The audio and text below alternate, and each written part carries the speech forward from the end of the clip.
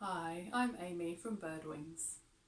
Here's a short yoga sequence to mobilise your hips. Take it at your own pace. Notice how your body feels. Be really kind to your body and feel free to adapt if you need to. We'll start lying down. Bending your knees and placing your feet on the floor. Place your hands onto the front of your hips.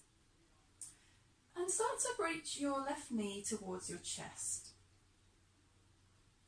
And then circling around to the side, and then away, and back in towards your chest. As you do this, see if you can keep your pelvis quite steady. It might want to tip up to the side as your knee comes out. As you bring your knee away from you, maybe your lower back starts to arch up, so that means the pelvis is tilting forward. As you draw the knee towards the chest, perhaps you can feel your lower back pressing down into the floor, so that means your pelvis is tilting back. And it's not that it's wrong or a problem for the pelvis to be moving around and the lower back to be moving. It's okay, but we're just being curious about how much mobility we can get into the hip joint itself. So, see if you can keep all those areas steady. So you should be able to feel the hands on the front of the hips, maybe having a sense of what the lower back is doing, circling the knee around in as big a circle as you can manage, whilst keeping those other areas quite steady. Once you've done that a few times in one direction, changing direction, and you're really noticing, just tuning in, what does your hip feel like as you do this? Are you tensing up your shoulders and face? If so, can you soften and feel that the effort is in the places where the effort is needed? We'll swap sides. So again, you might like a little rest at this point and just feel into any after effects, comparing each side. And when you're ready, again with the hands on the front of the hips, we'll begin to circle the opposite knee around and see how far out we can go. And notice if you get that tipping effect, see if you can steady that and just go as far as you can to the point where you've got control of steadiness of the pelvis. Again, circling as widely around as you can. And remember, as the knee comes towards the chest, maybe you feel your lower back pressing down. So see how far you can flex at the hip, so the knee drawing towards the chest without letting the lower back get involved and let the pelvis tip back. And then circling the other way when you're ready.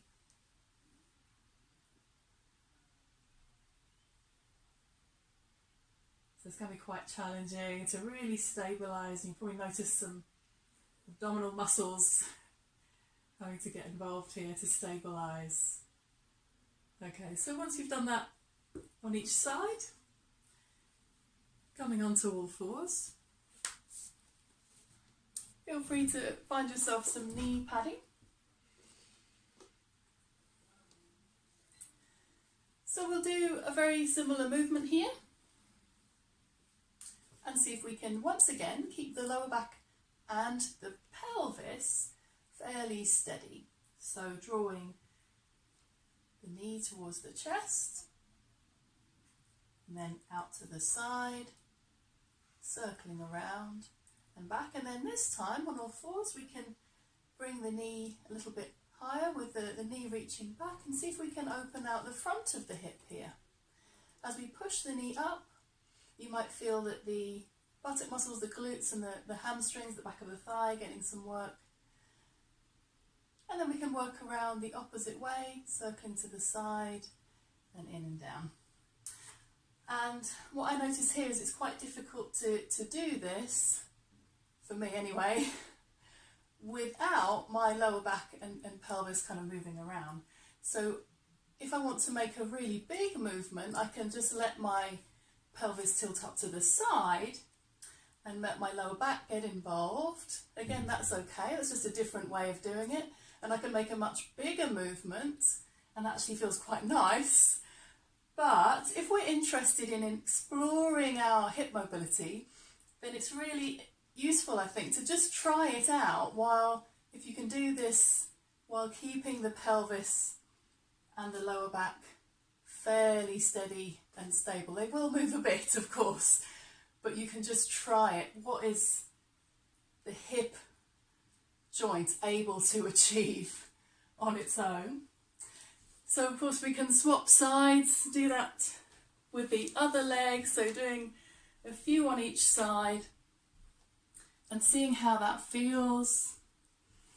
So again, the knee drawing towards the chest and then around to the side and back, and then we can find that hip extension here with the front of the hip opens up, and then we can come back around and in and doing a few more on that side. And I find this, my left side, it's a lot more difficult to keep the pelvis from tipping up compared to the other side. So you might have one side where it's a little bit less, there's a bit less hip mobility. So just noticing that. And it's quite nice to really feel how far you can lift your knee out to the side and come around and back. Okay, so a few times on the other side. And once you've done that, then how about maybe going into a lunge? So on all fours, stepping one foot forwards. You can do this in stages or in one big step. And then experimenting with rocking forward and back. You can have your hands up on blocks or on the floor, or taking the hands away.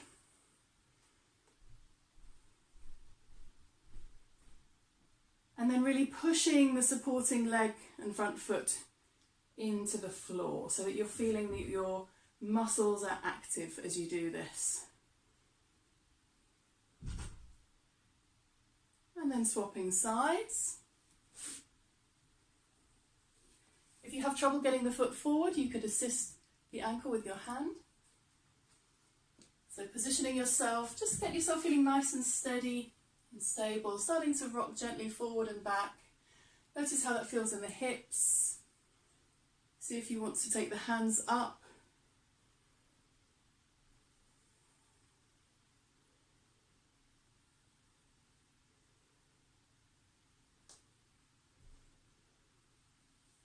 And then we'll come into a seated position.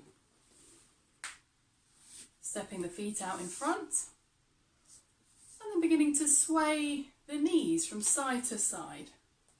You can have your hands on the floor or see if you can float your hands up.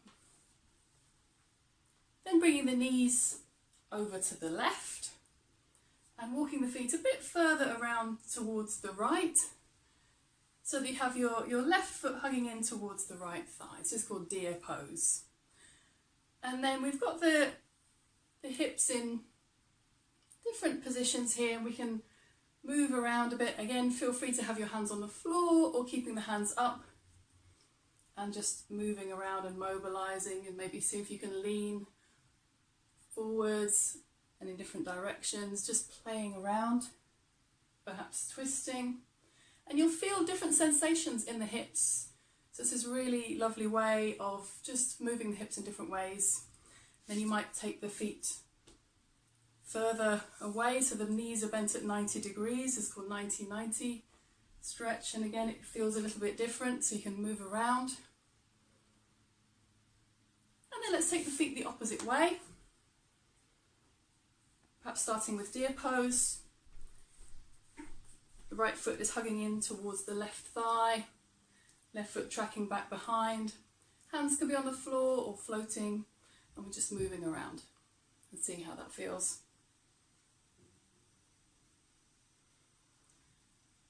Here the left hip internally, left thigh internally rotated and the right thigh externally rotated. So we're getting into these different ranges of movement, mobilizing.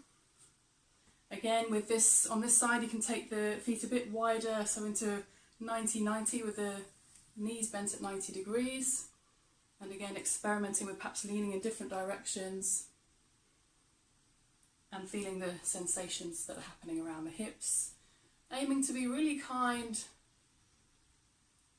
to the body. We don't want to strain anything. but just that feeling of maybe muscles working in different ways, joints moving in different directions. And then bringing the soles of the feet together. So perhaps coming into butterfly pose. And this can be just a nice stretch that you can hold, or it can become more of a moving around, experimenting with moving in different ways, perhaps bringing the knees in and out. And when you're happy you've done some playing around with that, maybe coming onto all fours. Again, either with the hands supporting or hands floating. Do a bit of a stretch, leaning in different directions. And then crossing the legs the opposite way and doing some stretches. From here you can fold down all the way if you can. It may be that your knees are up here, which is cool. You can just have a little jiggle around and just play around. Think of it as exploring, being curious and experimenting with different movements. And I think that your hips will love that. So feel free to get in touch if you have any questions or comments, or if you'd like to join me in class sometime. Thank you.